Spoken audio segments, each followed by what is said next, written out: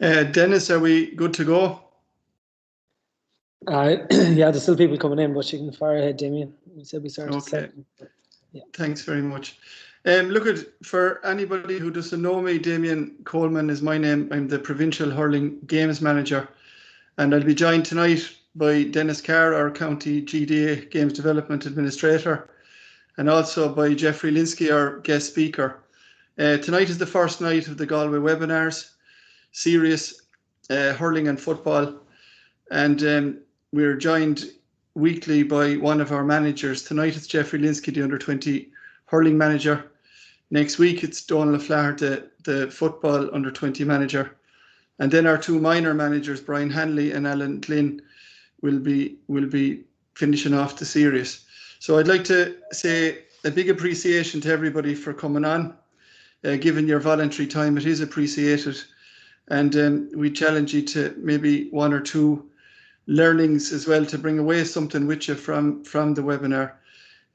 Before we introduce you to Jeffrey and go through Jeffrey's presentation, it's important to keep it club-based as much as we can. And I'd just like to bring your attention there to a fantastic resource that was put together by Connacht GAA staff and Galway Coaching and Games Development staff through the lockdown. It's the club planning document. It'll be made available tomorrow to all the club secretaries in Galway, and anybody from the clubs here on the call, if you make contact with your club secretary, it'll be available through that route.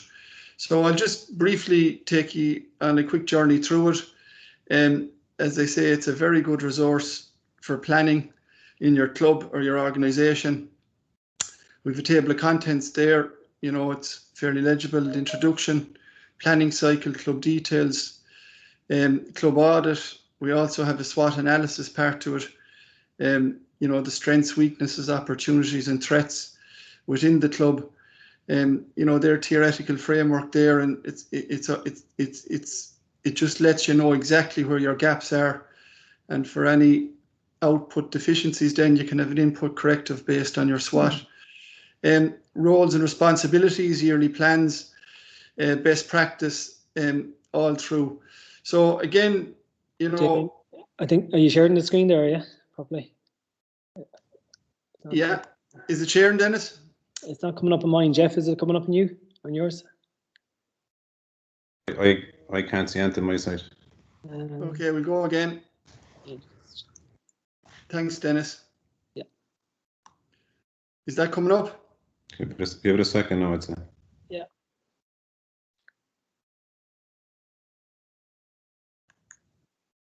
Is it sharing? No, I can try to mine here, and you can talk through it. We'll have one more go at it there, Dennis. You see my screen there? Yeah. Yeah. So. Okay, so just on the vision there and mission, you can just go back up there, Dennis, again. Yeah, so look at it's important there that we know that our vision statement in the GAA and our mission statement. The mission statement being the GAA is a community-based, volunteer-led organisation promoting Gaelic games. So you can flick down through there, Dennis. Yeah.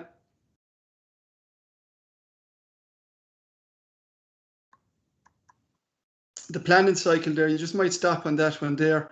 It just gives an opportunity for officers to sit and go through the various deficiencies that they see, in the club and fill the gaps. And again, maybe through a community as a practice model, where a number of people get together in the club to go through this process. So where you are currently in the club, then you conduct your SWOT analysis, and it just takes you around then to spotting, fixing, and correcting the gaps that exist. You can stay going there, Dennis, right through. There's a club audit part to it there as well. Finding out how many children are in your schools at the various ages, football and hurling. There's also, that's your SWOT analysis sheet there that, can be filled by the officers. Yeah, you can stay going. And there, that one there, then it's just, it might be very important there as a group, and we'll be doing this through club support programs and other programs that we develop through our work in games development, for the club to plan, to decide on 5 objectives that they need to do to improve and augment what they have in their club. But it's very important for in this document that the person responsible is given objective 1, and there's a timeline put then on when they're going to achieve this.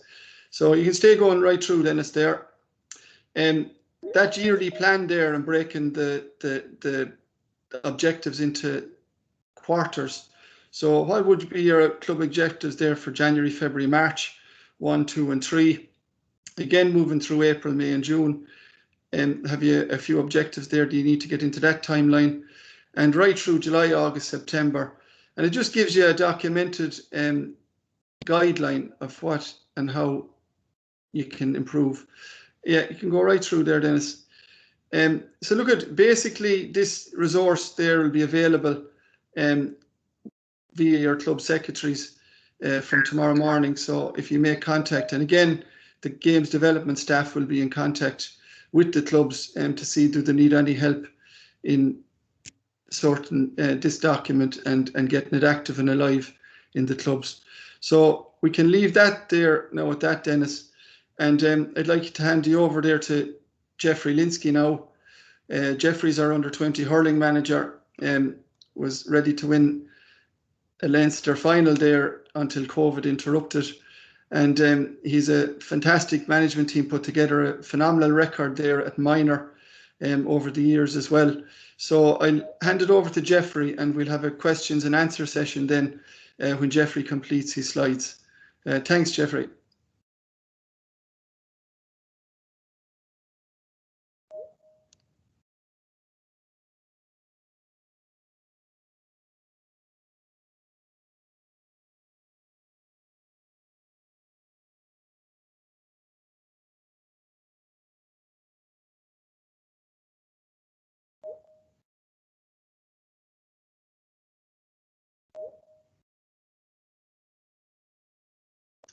Are you ready to go there, Jeffrey?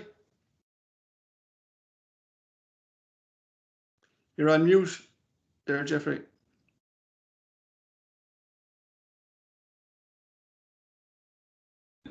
Okay, hear me now? Yeah, maybe go back to the start there, please. You just were muted, yeah. Thank you. Okay. See the screen? Yeah. Okay, great. Yeah, it's traveling fine. Thanks, Tim. Thanks. Good, yeah. Okay. Good evening, everyone. Hopefully all the IT will stand up and we'll get through a good evening with you. And I'm here to share with you my own story over the last 15, 20 years of coaching, and particularly dealing with the person and the way it's going at present. I clear learning intentions tonight. I touched on there, the coaching journey, and obviously then moving on to coaching the person first, the player second. What I'd like to do then is go from an academy player point of view and give the, I suppose, 3 players that started me 2015 and map their journey for the last 6 or 7 years, because I think that kind of bed home from a club point of view and obviously from a academy point of view.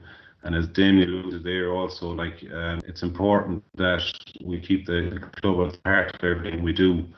I want to introduce you to a guy called Joseph Campbell and the 5-stage process, because ultimately for me, it's about transferring people skills to the players that they can use in their community and parishes. And Campbell is a guy that I suppose forgot about when I did my own degree in NUHE about 25 years ago.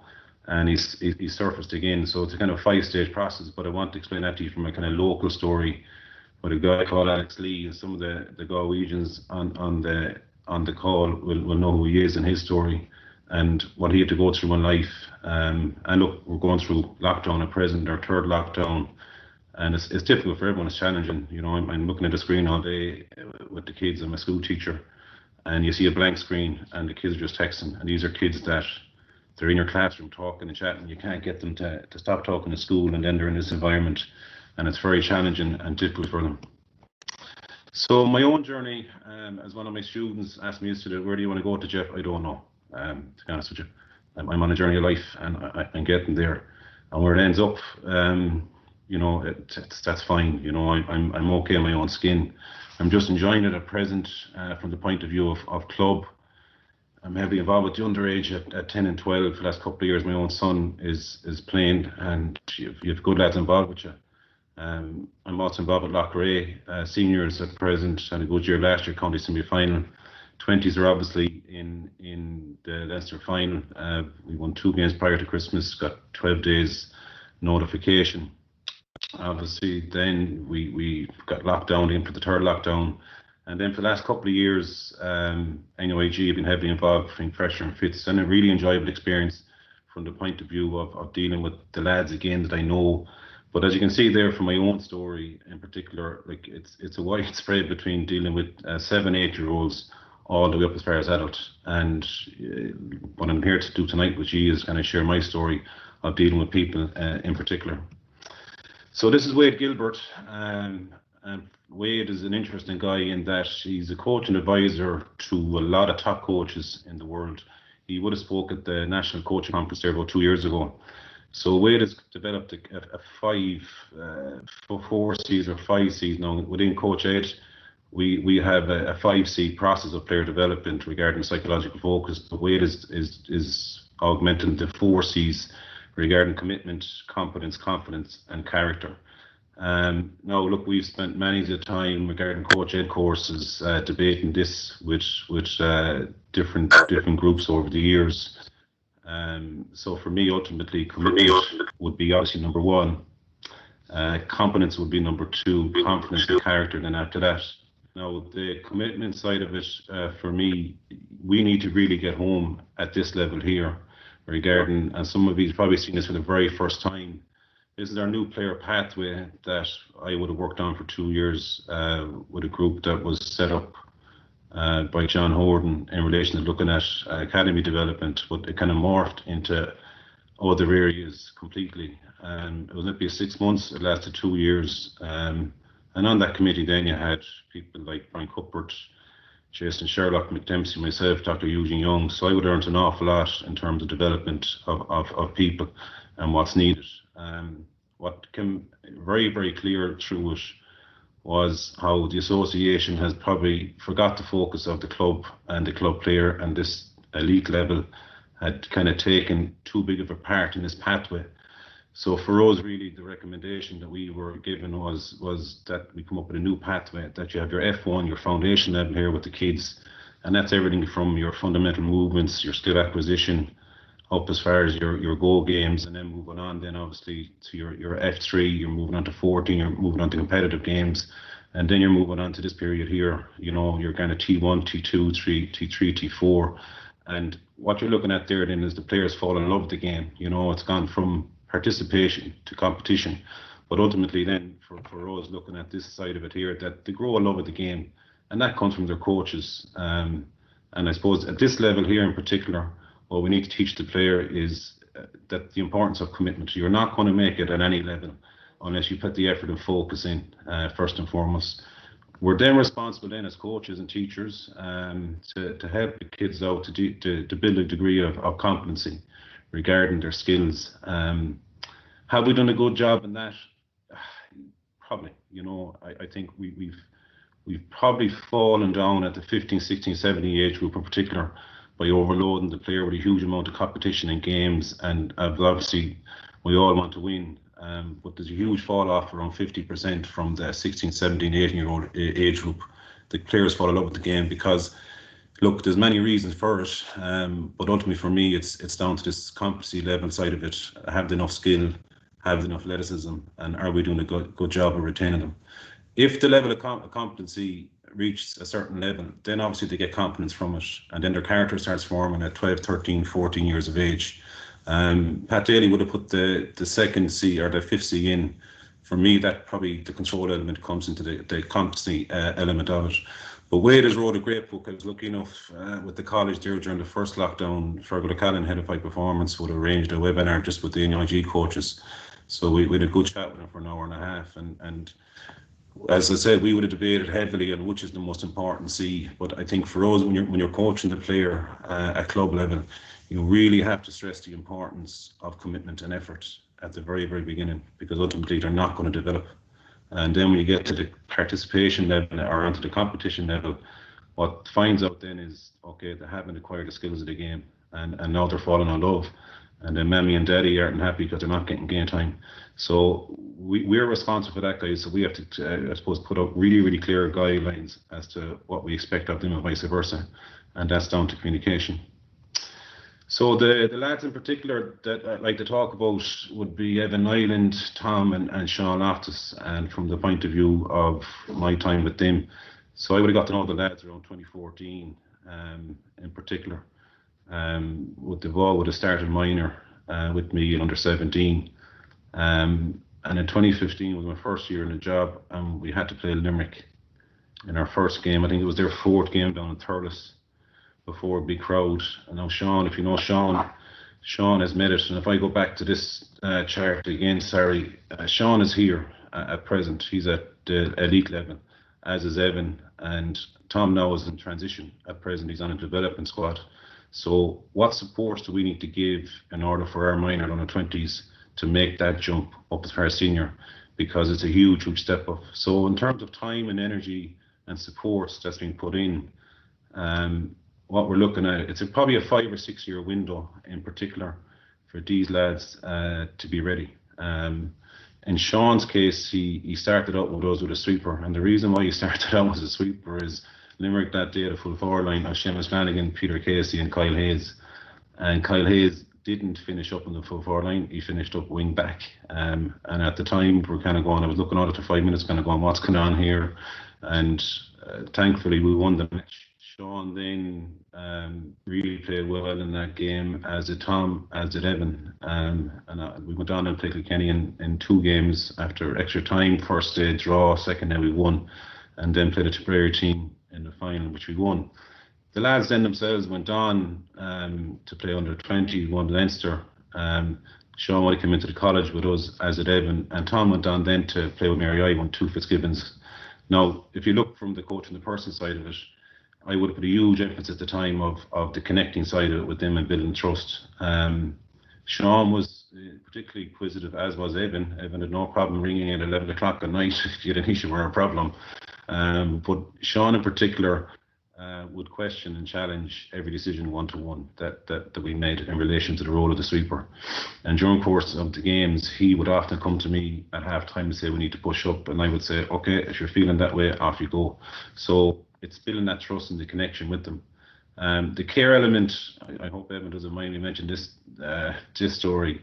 About, I'd say 2 or 3 years ago, Evan was kind of loose end, you know, he didn't make a senior panel, and for the first time in his life, he had to really kind of fight his way onto the next stage. So he committed to his dream, and he now had to kind of decide what was he going to do to get to the next level. And that's what the 5-stage process is about, and it'll become very, very clear at the end of this talk what I'm talking about. So Evan rang at probably 20 past 11 at night. So when a player's ringing at 20 past 11 at night, you're kind of going, okay, what's going on here? So eventually, after much debate and much talk, I just said to him, look, Ev, it's like this. You got to make sure you're ready when you do get the opportunity again. So I said, are you ready physically? No. Are you ready mentally? He said, no. So I said, look, you got to work harder. I said, we can give you a stage of Fitzgibbon. I says to get yourself back onto a senior panel.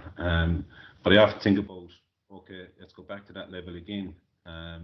Regarding this transition, the amount of support that these players need. So Galway have won the last 3 minors in particular. So like it's a really good generation of players. And the work that needs to go into them. Now, if you go back to a club level at an F1 and F2, how much work we put in, and then each mentor and coach has to put in each of these levels in order to turn these lads into minor hurlers with your club, and then obviously senior hurlers with your club. Because ultimately for me, if you can get 3 players of every age grade in your club that play adult hurling, you've done a really, really good job.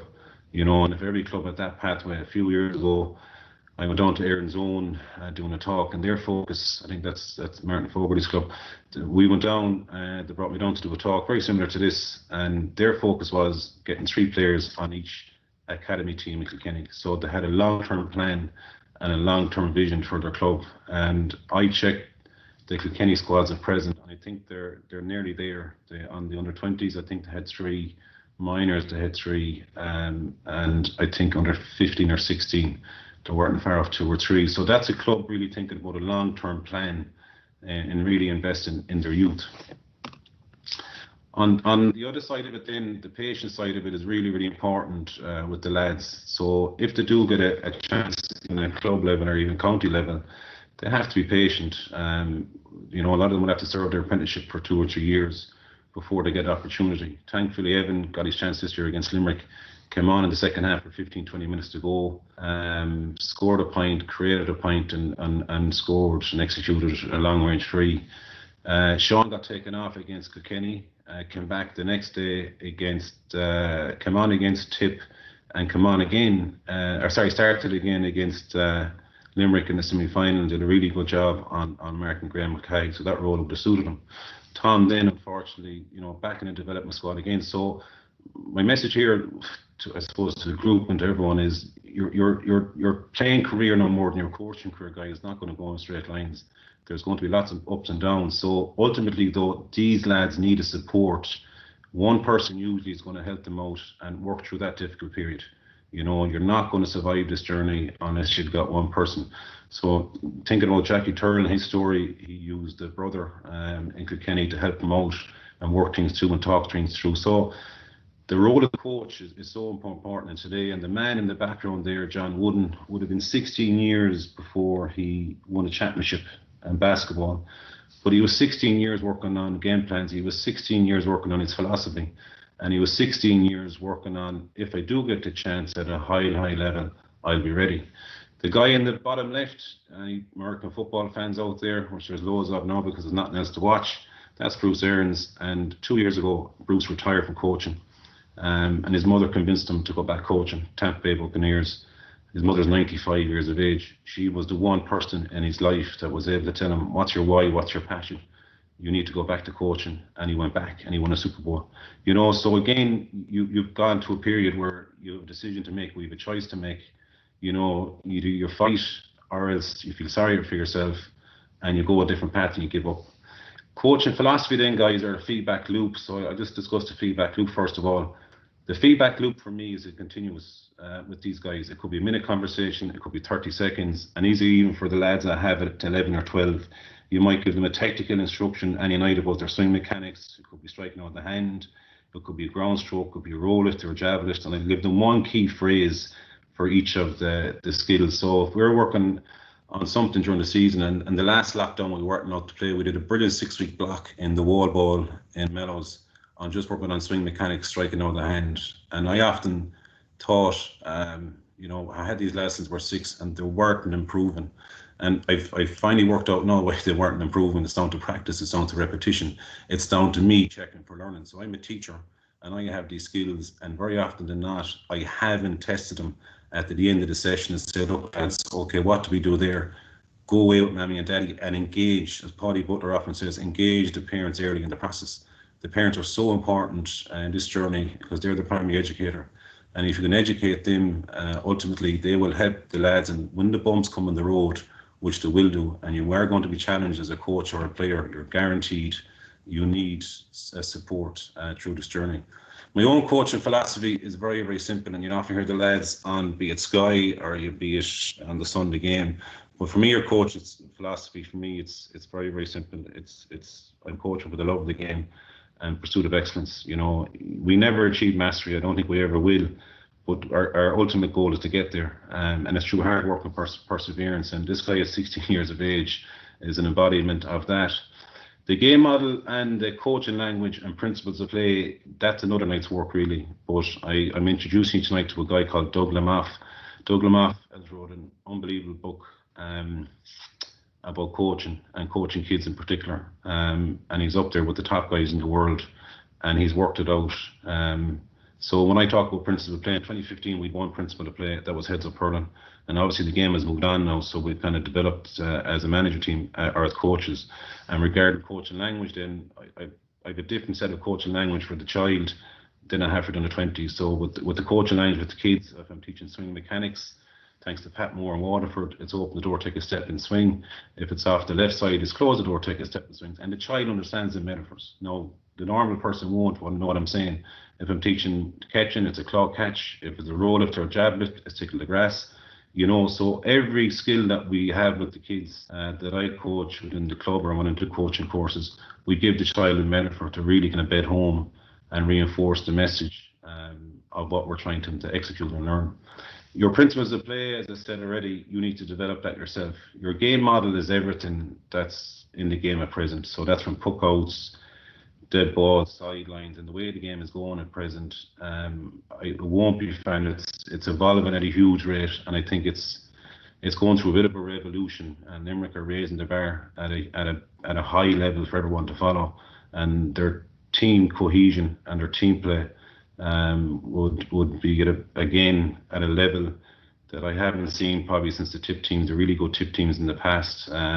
I know Damien Young's on the call there, but for me then ultimately your game model you got to work out yourself. So when I first started coaching in Mellows in 2003 or in St Mary's when I was repeating my leaving cert, for me coaching at that time, it was still ground hurling, it was still straight line drills, and then it moved on very, very quickly around 12 and 13 and 14 into games based. But what Doug Lamoff is telling us, you have your skill acquisition, so that's your isolated skills, but then you have your games based, and now there's another level then of tactical activities, and you got to work out that yourself regarding what Limerick are doing. And I'd say Limerick are doing all three in particular, but their players are very, very clear on how to execute the game plan.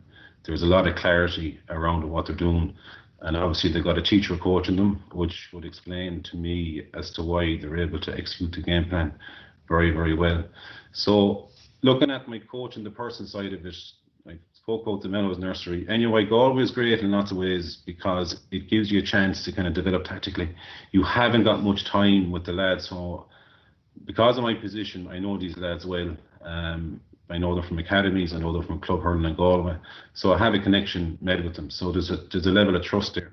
So then our level of time with them is so narrow. So we might get about 10 or 12 days to get the team sorted. And then obviously you do your background research on who you're playing. And then you're putting your game plan together, you know, as a group. So often when we played teams like Mary I or LIT or UL, the team would be heavily involved in the game plan side of it, from matchup point of view to how do we set up to what we do during the course of the game. So they're empowered and they're involved in the process from the off, and then you get a buy-in, and that's ultimately what's about. They're valued, respected, they're trusted, and then the level of performance goes on to another level. Even with the 12s and the 13s with the club. Even our last juvenile meeting at AGM, I was listening to the coach saying, geez, we had an okay year, we lost this match and that match, and I'm listening kind of going, where's the skill side of it? Where have they spoke about where we went through with them, how to hook and block, how to roll lift, how to jab lift, how to spin, how to sidestep. And I'm kind of going, they need to understand the scoreboard is only one area. You know, there's so many other areas that we need to look at, and that's what this framework is about really.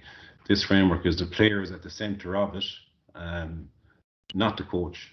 You don't see a coach anywhere there. So ultimately it's not about us, it's about us serving and supporting the player. And it's our job to develop and create an environment for them that allows to grow and develop.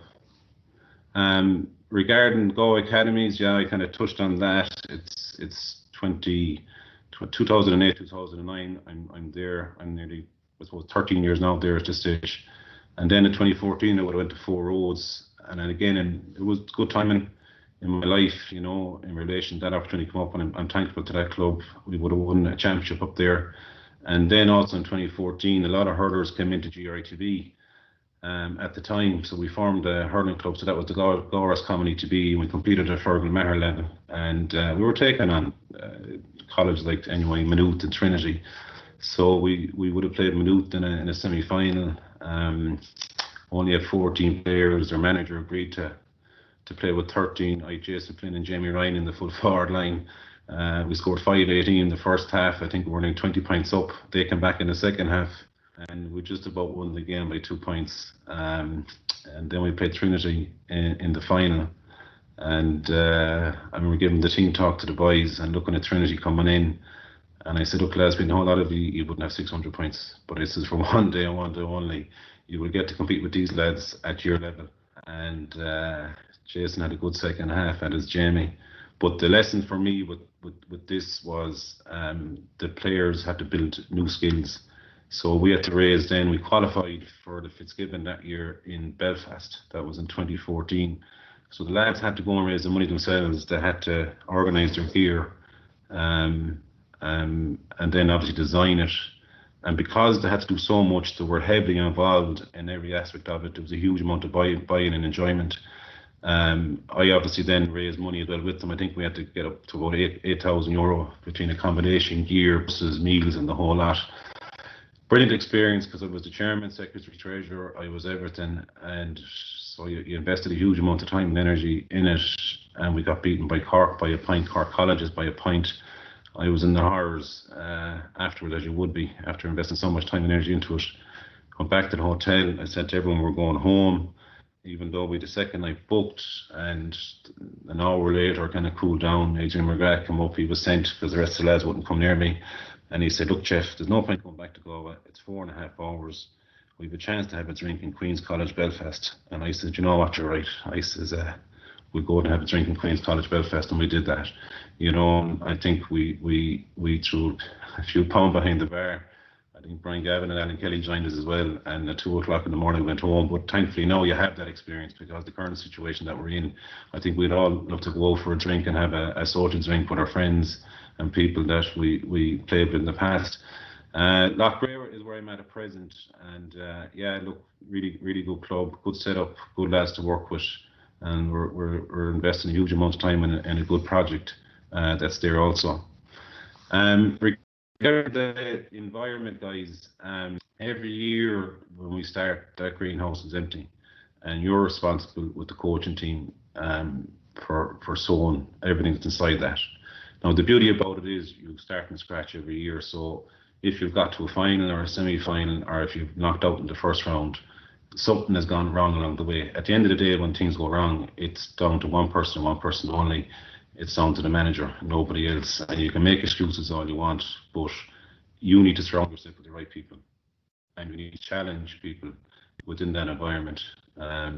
So the environment that we create is a facilitative environment, and I'll move into a model on that in a second. But you need to understand also that the players just want two things from you. They want to play and get better. Now, if you can't make them better and you don't give them game time, ultimately someone's going to lose out here. So if the results don't come your way, be it at any level, you know, you're going to run into a bit of bother. So look, at juvenile level, I would be promoting definitely skill development as much as possible, but you need to make sure that your chairman in your club and your coaching officer is aware of this, and the parents have bought into what you're doing. So with Mellows under 12s this year, I think we played 9 matches. We won one game. We won out of 9. We were within a puck of 2, or won a puck of a ball or 2 balls of some of the games. Some of the games we got hammered, but ultimately for me, the lads were committed. They developed new skills, and their character was forming as well as the year progressed, and they cared about it. So it was a really good 3-month window that we had with them, you know. So that for me was a successful year with them. It wasn't down to how many games we won. It was down to the effort that they put in and the lessons they learned. You need a huge amount of energy in this game, and I suppose the one manager that's out there is Davey, and you're looking at him there on a Monday night and you're kind of going, Davey, you're in trouble here with these lads. And I'm laughing at the lads that go out with him this morning, and Davey's eating a big fry and he's chomping on his big sausage and his rasher, and he listens to these lads and their problems, and I kind of go, Davey, you're out of your depth here. But it's good reading. But the point is he's loads of energy as a manager. I'm not too sure his listening skills too good if he's eating a big fry, but another big part of that then of this environment is, as I said already, the feedback loop. Challenging I spoke about empowerment. the clear selection criteria, no matter what age group, guys, and I've experienced this even, I took the St. Fergie's ladies football team there 2 years ago. My daughter nearly broke me as a coach, to be honest with you, and I said never again. But look, the selection criteria, even at that age group, you've got to be very, very clear with the girls. And for me, at the very start of the year, it was down to three things. It was down to effort, focus, and resilience. So the more effort you put in, the more rewards that we got. And look, I think in all we played nearly 22, 23 games. I think we had 50, 60 training sessions done with them. We won a lot of the league games, struggled in the championship, not by much, but we lost a couple of games. But the girls were developing their team play. So I had never coached Gaelic football before, so I was kind of learning on the job a good bit. And a good guy called Kevin Cass helped me out, and Cass kind of said to me, look, you want them to kick the ball? He says, yeah, you need to work through the hands, he says, because we need to keep possession. So ultimately, it was a battle of wills. And Cass worked out.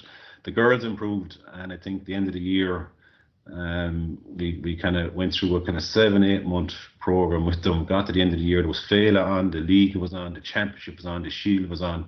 I said, this is not going to end. But then thinking back on it, you're thinking about the player pathway. They really enjoyed it from the point of view of playing the game, and at the end of the day, that's what it's about for me. We got to a shield final, 9 points down, came back, won the thing. Hugely enjoyable experience. But then when you meet the girls up in the shop and they're still asking, will you come back and train us? And I just haven't got time now. And you see the smile on their face. That's a win-win for me, really, to be honest with you. You reap what you sow, I've touched on. So if you're looking at a long-term development plan for your club, and Damien's touched on it there, guys, you have to invest a huge amount of time and energy to the underage. The best coaches are 6s and 8s, because if you don't, you're going to struggle then when it comes to 12, 14 regarding the skill side of it. You're not going to be able to go near game sense or developing that unless they're able to strike the ball. The culture of vulnerability is for another day as well, and it's probably for senior management side of it. That takes a long time. There's another good lady out there called Brenny Brown, has really good podcasts. She wrote a brilliant book on the culture of vulnerability, and all the teams at a high performance level in this country, be it Dublin, be it Limerick, the guys are comfortable in this kind of environment, and it takes a long time. So the question you have to ask yourself is, if your team is not achieving results at an intermediate level, they haven't got this. They haven't got that culture of vulnerability, and they haven't got a strong culture. Now, the thing is, you can't measure culture. There's no way of measuring it. Culture is what you do every day with your behaviours and habits, and that feeds into performance. But this culture of vulnerability is the way forward. It's what the high performance teams do. It's what New Zealand do. And I know you're probably saying this is at the high end stuff, but ultimately it's down to connecting with the group and you being comfortable in them and everyone expressing how they're really feeling. So if you had a bad day at the office, you need to start off and show leadership from the office and say, look, lads, the book stopped with me, but we need to sort this out together, and we're all in this together. And that's a hard part in this world at present, because we're taught that the ego and individual and the impact of social media on everybody at present, everybody is uncomfortable with being unvulnerable. So we need to try and create an environment where you're telling the players, look, lads, I'm looking for you to sacrifice for the team. And it's not about you at the end of the day. And that's a very hard message to sell them. And that only works if you lead it by example, by modeling your behavior with them. And that's a tough task. It takes many months to get to that level. So this is the building resilience part that I'm moving on to next, and obviously going into the 5-step model and the challenge. So if you look at this diagram here for a second, if you have high level of challenge and low level of support, so you should be able to read that now there with my mouse. What tends to happen here is, you can think of the managers in any walk of life, is if it's high level challenge and low level support, you will get a level of performance from the group. What we need to move is move this up to this environment here with high level of challenge and high levels of support. And what happens there, the players' needs are then met, and they get to a station whereby they feel safe and secure. And if they do that, then you'll get a level of performance. Now, at intercounty level, you don't want them too safe and secure, because then they get comfortable, and you can't have that either. It's different at club in regards, whatever you have at the start of the year, that's what you have, and you have to mold and battle with them to get them to buy into what you're trying to do, and that takes a lot of work. So what you're looking at there is a facilitative environment where there's high challenge, high support. So if you go back to the model earlier and all the steps in that process, and you go back to Tom and Evan and Sean Loftus, the environment they need now is they're in it at present, a high level of challenge, and they're getting a high level of support. So it's not flight, fight, or freeze now. They're fighting, to keep their spot and maintain it. And that's tough, and that's a hard station for them. Just need a lot of support to keep them at that level. So this is Joseph Campbell's 5-step model. I'm going to explain it to you from an Alex Lee point of view. Now, Alex, we had talked into our academies last Tuesday, and his story is fascinating for many different aspects. So 3 years ago, he was playing soccer in review and broke his leg in a challenge. Went to hospital, got an operation, and the operation went wrong, and he lost his leg as a result. And we brought Alex in to talk to the academies because we want to develop people skills, but we also want the lads to develop the understanding of you're going to get challenged along this journey in life, be it in sport or be it in life.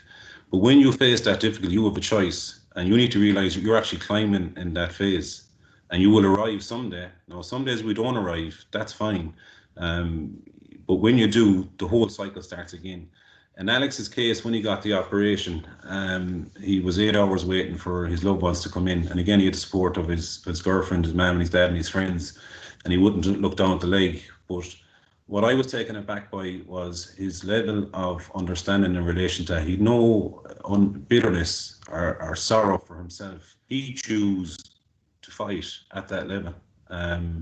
Remarkable man, a remarkable story. And if anyone ever spoken to regarding, if you're talking about resilience, you're looking at this guy. So he had a choice then, guys. He could have fight, flight, or freeze, but he fought. And what he decided to do was, yeah, you know what?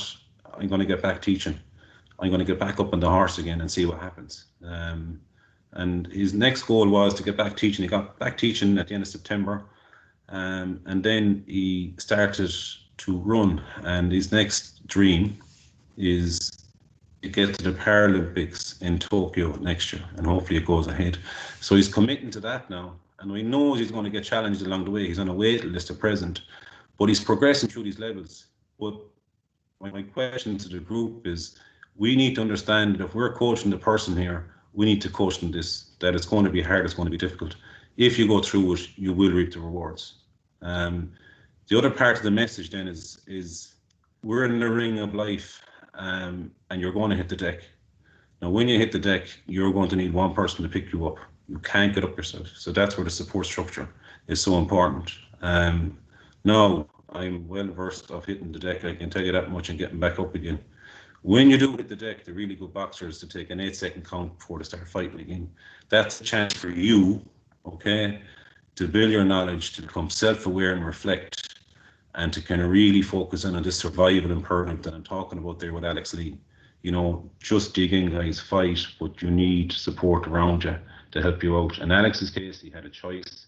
He chose not to feel sorry for himself. He got on with it.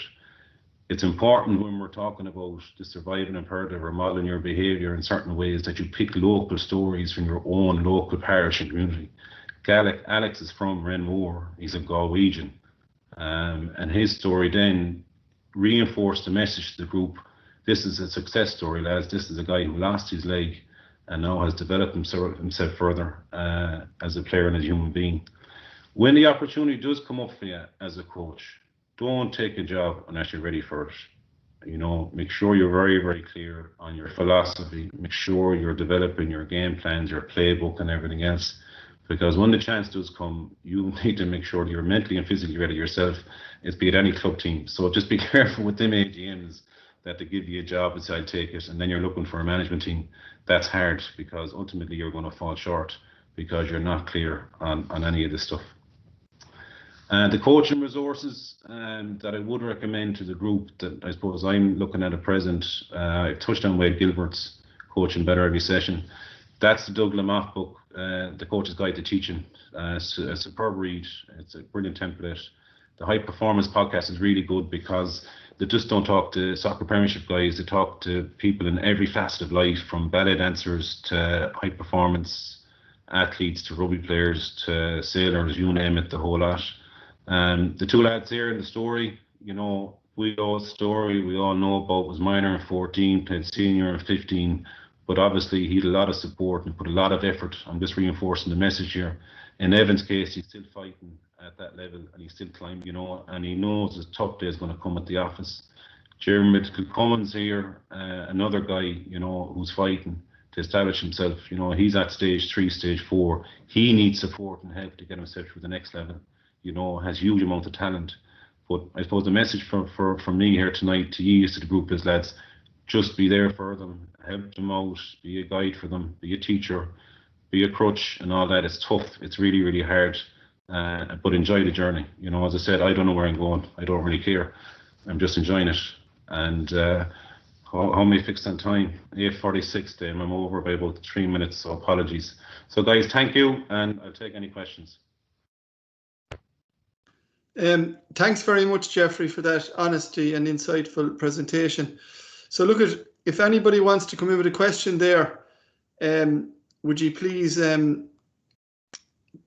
raise your hand there? It's the little icon there, 3 over on the right hand box. So we'll bring people in there in order, and you can unmute yourself then when you come in as well. So if there's anybody there for questions there for Jeffrey, we'd be glad to take them. Thanks very much.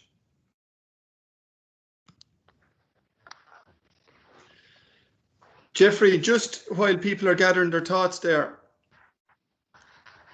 are you there, Jeffrey? Yeah, I'm yeah. Just somebody came in on an email there. Could you elaborate a little bit more on the high level of challenge and the high level of support and the whole facilitative environment? That just came on an email there. Yeah, look, it depends what age group you're at. If I'm at the 12s in particular, challenge for me is setting up the session whereby they're tested regarding their concentration levels and their focus levels, and obviously executing the skills. So if we're working on striking on the run, that you go through the teaching points with them, you know, and again, this takes a long process for them to perfect it, to master and execute it. Then you're going to give them the feedback on it. So every team is different. If you move it on to a minor team, the high level of challenges, you have very, very clear KPIs, key performance indicators regarding your work rate, your tackle. It could be fitness scores, it could be their scores in the gym. You could give them targets in the wall ball. You're setting a standard for them, but you got to be clear yourself on what you're looking for them to do. At senior then club level, it's at a different level again. You have kind of 4 or 5 key metrics that you would use regarding your work rate, your foot count, creation of scores, your execution, ball transitions from defence to middle third to attack. Are they very clear on their puck outs, you know? So at every different level, you can be clear on 2 or 3 challenges. So for me, we often spoke about it then with the games base, that if you're using a grid that Paul Connerk uses, listening to Paul Brown there, you know, on that grid, that they would be very, very clear on their principles of play. But for me, in that grid, the players have specific targets, is how many ball contacts you can get in that 30 seconds, and then how much pressure you can get on the ball. So what Limerick are really adept at will be the swarm tackle around the middle third. They perfected that completely. They understand that. Now you have to ask yourself, where are they getting that from? So the coaches are setting the matrix every time, or the measurement, sorry, at every training session. Regarding the level of support, it's the feedback loop. It's a 10-15 second conversation that you're having with them. It could be a phone call, it could be a chat with Manny or Daddy, but ultimately the player will respond more to honey than vinegar. And they also need to realise, and the Mammy and Daddies need to realise as well, not all the ducks are swans. So if Johnny doesn't put the effort in, you ain't going to make it at any level, you know. So when you're coaching the person, you need to reward effort first, and catch them doing the right thing. So I hopefully answered that, Damien, as best as possible. So, very good, Jeffrey. So praise the effort, not the talent. Yeah. Jeffrey, Keith Duggan is going to come in there with a question. You might unmute yourself there, Keith, please.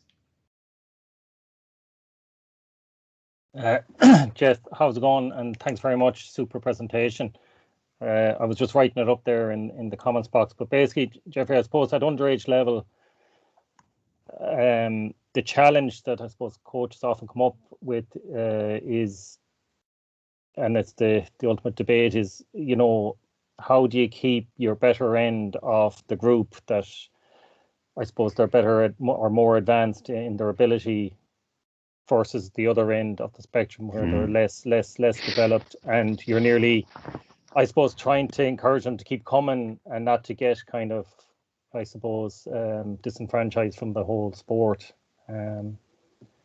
Any advice in terms of, would you, like, do you recommend tiering and just that you have to face up to it, or do you go with non-tiering and I suppose keep everyone involved at the same approach? You need to challenge the stronger players as much as possible, and the players that you need to develop. I think Martin spoke the last night about biobending. Even with us in the club, we would I don't like calling it streaming, but you would grade them according to their ability. There's no point in setting a child up for failure. There's no point getting your 9-year-old and asking him to do things that he's not able to do, because the 7 or 8-year-old coach wasn't able to coach or teach him because he didn't have the knowledge. So, as I said to you, I'm 6 years with this group. It's only finally now, after 6 years, that they're able to strike the ball out of the hand, some of them. I know Paddy has been talking about in the past that the 6th class kid is able to strike it out of the hand. He is, if daddy's a hurler, or if daddy or mammy are camogie players, and they're investing a huge amount of time in them. And it's challenging, Keith. Don't get me wrong. There's days there, and my wife would tell me, you're not as bad as this after county training, and you're getting so frustrated with it, but you're just looking for results to see them executing the skill. But the enjoyment for me this year, to be straight about it, was seeing the lads in the last session on the wall ball, and we've targets finally after 10 years of going after everybody in the club to put targets on the wall. And once the targets went in, the wall ball sessions, they found a new level. It's tough work. You need a lot of patience, and I know the phrase is out there then as well. You judge yourself on the players that you bring through every year onto the next level. You judge yourself on what you've given the child. You judge yourself on what skills that you've developed in them during that time that you've invested with them. And that's hard, and it's a perfect storm between the parents, the school, and the club. There's no other way, and it's tough. And some kids won't make it, Keith. There's no point saying otherwise. There's no point in us being all Mother Teresa's either. You know, they're just not going to make it. But if you've done your bit, that's all you can do. I hope I've answered as best I could. No, thanks very much.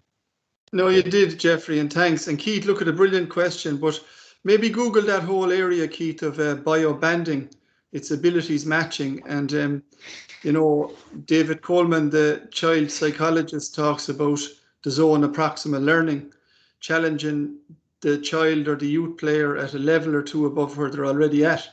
So, as Jeffrey said, there won't be a success for the top third child or youth if they're not marking same ability, as there won't be any success for the bottom third child if they're marking somebody who's far superior than them.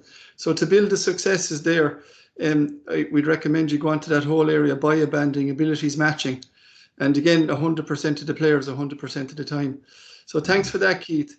Jeffrey, a question there from Kevin Kelly in the text box. What was the best 8 count you ever had in your coaching career? Yeah, you mentioned there earlier that when you get knocked down, you have to get up and take 8 seconds. Okay. Now, he also said you don't have to answer. Yeah, no, look, I'll be honest with the group. We won in 2015 and we got absolutely walloped by Tipperary in 2016. And in Galway, when you lose one match, the knives come for you, that's for sure. So we got walloped because of what happened in 2016. So I remember I pulled the management team in November. We went through the squad and we looked at it, and it was kind of going, we went through every player in particular, who was there and what qualities they had and what work-ons they needed. And they were kind of looking at me for advice. Lads, it's hard work. This is what we have. You're going to have to work with these players as hard as possible and see what we can get out of them. Came back then in 2017 and, played the first game of Parky Huive against Clare. Played a really tough Kilkenny team in a semi-final, and the big players stood up. And then we played a star-studded Cork team that we were given no chance whatsoever. And the players performed as a team. We were the best team. We didn't have the best individual hurlers. There's no point to say otherwise. We were the best team on the day, and the lads performed at a really, really high level. So that was probably my best 8 count. There's been a few more since, and there will be more. But I hope it's a good analogy for all the coaches. Just a question there from Pat Madden. Again, I think Pat, you to be on the national hurling webinars fairly regularly there at night. Pat, any ideas with regards to engaging parents and trying to get them motivated with the kids, Jeffrey? Yeah, what I do with the lads after the session, particularly under 12, I ask them to rate it. I do it sometimes as well with the 20s, even with Loughrea lads. Say, look, lads, rate that session, and you got to take the feedback on board. But then I give them work-ons for the week, particularly with the titles, and I will touch base with them. Sometimes what you need to do then is pull the parents in around the huddle and engage the player then regarding what did you do this week. So if we're working on, say, the claw catch, or you're working on roll lift or jab it or pick and spin or sidestep or something we would have done with them, you're checking for learning from the guys, but then you're asking Johnny, did Daddy practice with you this week? And he'll turn to Daddy and go, no. So Daddy gets the message. Jesus, maybe I'm being held accountable. So the child is being held accountable, but you need to hold the parent accountable as well. And that accountability is tough in the modern world at any level. And it's something that we need to bring in at every level, really. But you got to teach the kid the love of the game. If the child is in a creche and he's not allowed to use a hurl, he's in trouble, he can't do anything. But if Daddy is running laps around the pitch when I'm coaching the team, that annoys me, because he's a chance to catch his child doing something good and give him feedback. That drives me absolutely spare. You know, so that parent that I'm going to challenge come next, hopefully May, he won't be doing laps around the pitch, he'll be doing laps with the young lads, doing the coaching sessions. Very good. So just one or two more questions, Jeffrey, about 5 or 6 more minutes there, if you don't mind. So Ben Mangan there, for an ambitious coach hoping to get involved in the county setup at whatever level, what advice would you give him? It's Ben Mangan, yeah. Talk to you, Damien. You control all that, sir. No, look, you got to start in your club first and foremost, and then give Damien Coleman a phone call and see what he says. Yeah, so he'll pitch in something. No, okay, Johnny joking. He's in there, but no, start in your club first and foremost, and build your knowledge and your experience there. You're not going to scope everything inside a book, guys. There's no point in it. Way. It's trial and error. A lot of this. Like I started in 2015. On a games-based approach and one principle, and now it's morphed into something completely different, and that's the enjoyable part of this journey. It's where it's going to be going the next 2 or 3 years. It's going to be very interesting when you see the 2 GDAs in Limerick taking stuff from American football and linebackers and looking at defensive reads. You're kind of going, okay, I can see where these puck outs are coming from now, lads. I can see when there's an overload on one side. I now know where you're getting these principles of play. And then looking at from the soccer view regarding the gegenpressing in particular, and them putting forward the back line, and you Kyle is an attacking wing back and coming out one zone in particular, you can see where they're taken from. And that's what Jim Gavin did very well with Dublin. He sent the coaches off learning different sports and coming back with nuggets.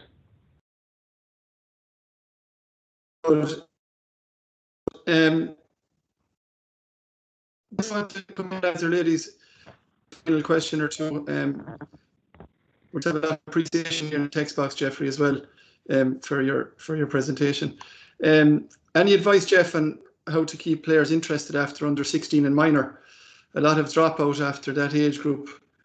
Great session, and I think that's Karen. Karen is secretary there in Ceylon. So, have you any advice for Karen there? Yeah, with the age grade change, Karen, that'll help at 17, because I think the minor hurler in every county was getting battered with lots of programs and games and crossover. You need a really good coach and mentor for them lads. So I just know from experience from our own club, we would have followed the lads through from 16 to minor to under 20. Now, they broke my heart, one group in particular, but we got a lot of senior players out of it. So you need to make sure the guy who has them at 16 follows them, and you need to put time and energy into them. You need to make sure that the coaching sessions are challenging. You need to make sure that they feel valued and respected. And when they do fall off, which they tend to do, a lot of them, you need to find out why and make an intervention with them. It could be something small, Give them a gym Very program, good. give them a wall ball session. Okay. Okay, and just one from myself, Jeffrey, if you don't mind, you can give out to me afterwards. I'm just interested in that whole area of allowing vulnerability, creating, accepting vulnerability. And Brenny Brown, you mentioned there, I know she's given some TEDx talks. She's an expert in this area. Will you just give us a minute on that, please? Yeah, you're in Crow Park and it's the last minute and you need to hit a sharp puck out. So is that guy comfortable being vulnerable and has he got the courage to hit that puck out? That's explaining vulnerability. But the other side of it too then is, and it's not really for underage teams, it's for when you get higher up in the food chain. And Bernie has a great saying, vulnerability is the path and courage is the light. So the high performers are really, really comfortable with telling each other how they're feeling. One story, when Zidane, he got sent off in that World Cup final, the comment that was given to him by the player Materazzi, I think he said something about his mother. Now, if Materazzi said the same thing to me, I'd probably do the same thing as Zidane, to be honest with you. But anyhow, that goes back to the control side of it. But Zidane afterwards, on reflection, during that championship, there were so many egos in the dressing room. He wasn't strong enough to challenge the group. He wasn't strong enough to challenge the lead players and say, this is not the standard, and there wasn't enough accountability within the group. The culture wasn't strong enough either to question and challenge. And it's been very hard for us in lockdown, even the 20s, to kind of go after them sort of skills. But the really, really top teams, be at any level, we all played on teams where the team cohesion or the teamwork index was at a really, really high level. And the reason why that is because the connections are so strong as a group. The manager in question created the right environment where everyone felt comfortable, everyone was putting effort in, and the big players performed and trained and bought into what was going on. When we fall apart as a group or a society or as a team, it's down to lack of leadership, it's down to lack of role models, and that's why the Alex Lee story is very important for me from a GAA side of it, because he's one of our own, and it's important to share that story with people that's out there. Very good. And really appreciate it, Jeffrey. So look at, unless somebody wants to come in there now, we can close the webinar, and I'll just give it another second there. We might have one or two. There's still a lot of people on the call. There's a lot of thanks there and gratitude in the text box there, Jeffrey. So one chap mentioned there it was the best speech ever made since your wedding. So I'd say he's very close to you, whoever he was. Mickey Grealish. That was Mickey Grealish. I didn't want to mention the name. But look at Jeffrey, just on behalf of Galway Coaching and Games Development and the whole Connacht Coaching and Games Development, we just sincerely like to thank you for being honest and open and sharing everything. Sometimes when you bring on people, you'd be left wondering they're gone away with a lot of their own secrets. But no, you were very forthright there with us all, and you gave us all the information you had. So that's appreciated. So look at, I have to go on to the National Hurling webinars now with Martin Fogarty for the next 2 hours. So I'm going to say good luck to you, Jeffrey, and I'm going to thank everybody on the call. And next week we have Donal O'Flaherty, the under-20 football manager, and Dennis Carr and myself will be on to facilitate Donal. And again, we'll be showing the club planning document in advance for anyone who has missed that valuable resource. I apologise there. My screen didn't share at the start, but Dennis Carr bailed me out. So look at, thanks so much, Jeffrey, and I'll chat to you there one of the days. Okay, thank you guys. Bye. Thanks, Dennis.